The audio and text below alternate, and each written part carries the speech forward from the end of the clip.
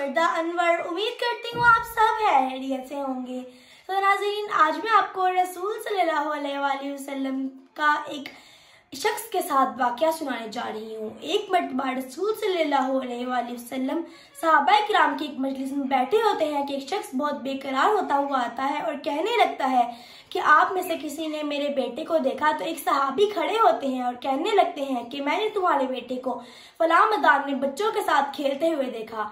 आप सल्लल्लाहु अलैहि वसल्लम उस शख्स को अपने पास बुलाते हैं और कहने लगते हैं कि अपने बेटे को देखकर उससे वालहाना प्यार मत करने लगना, क्योंकि हो सकता है कि उस जगह कोई ऐसा यतीम बच्चा भी हो जो तुम्हारे प्यार को देखकर उसे अपने वालिद के प्यार की याद आ जाए। तो रसूल सल्लल्लाहु अलैहि वसल्लम खुद भी यतीम थे और उनका यतीमों के साथ प्यार और शफकत बहुत ज्यादा था।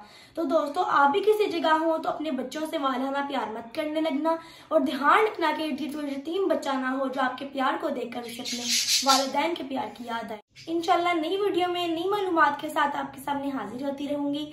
तब तक के लिए अल्लाह हाफिज।